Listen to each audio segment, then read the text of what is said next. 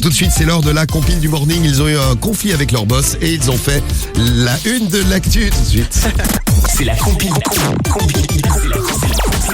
du morning de Diffoul sur Skyrock. Eh ouais, votre compile, vous la retrouvez tous les matins. On met les pleins phares sur un sujet d'actu, comme tous les matins. Et on va commencer à la place numéro 3 par nos amis, les Chinois. Numéro 3. Et ouais, les Chinois, aujourd'hui à la place numéro 3, un directeur très sympathique, avait des chaussures de luxe très chères aux pieds. Ouais. Et il y avait une flaque d'eau, une zone inondée, une grande mare en fait, et donc il ne voulait absolument pas salir ses chaussures très chères.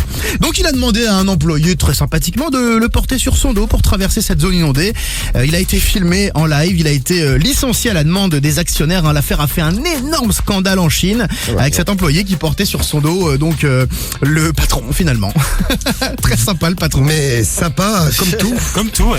Voilà, là on était en Chine. Et oui, on était en Chine. Moi je vais vous amener au Japon là maintenant. Numéro 2. Alors les filles, vous allez voir, vous allez vous dire, qu'est-ce qu'on est bien en France. Il y a le directeur d'un grand magasin au Japon qui a demandé à ses employés de faire un truc lorsqu'elles ont leurs règles. Ah, Déjà c'est un peu oui, sexiste. c'est un petit peu segmentant. Un petit peu. Son idée, les femmes qui portent un insigne, un espèce de pins, sur leur lieu de travail doivent être traitées avec plus de considération et d'attention. Ah, elle porte un pins quand elles ont leurs règles, d'accord. C'est ça, donc C'est plutôt, pas. ça part plutôt d'un bon sentiment. Ouais. L'idée, hein.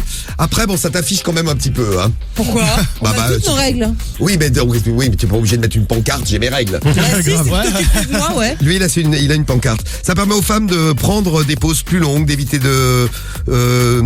d'avoir des tâches difficilement faisables, Ouais. des tâches physiques, tout ça. C'est bien ça, Bon. je trouve, moi. Bon, évidemment, les critiques n'ont pas arrêté de fuser parce que les Japonaises sont pas d'accord avec toi, Cariole. Eh oui. Eh ouais, pas d'accord avec toi, c'est du sexisme à l'état pur, elles ont dit.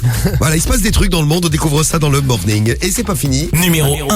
À la place numéro 1, Rémi. Eh ben on file aux States, on termine aux USA avec un petit conflit entre un employé mécanicien, un mécano, et son boss. Hein, voilà, donc il a C'est quitté. arrivé cette semaine, ça, j'ai Ouais, vu. ça vient d'arriver. Il a quitté son entreprise il y a 3 mois à cause de relations difficiles avec son patron. Il s'appelle Andreas. Il a dû envoyer un courrier recommandé pour recevoir son dernier salaire qui n'arrivait pas. Alors finalement, le patron s'est résolu à payer, sauf qu'il a payé de manière un peu différente. Pas de chèque, pas de virement, non.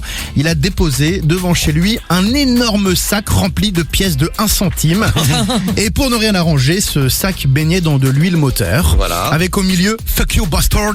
C'est ça, les Américains, ils ont pas peur, hein. Fuck Voilà. you, bastard. Alors la somme quand même, hein, je vous l'ai pas dit, $915.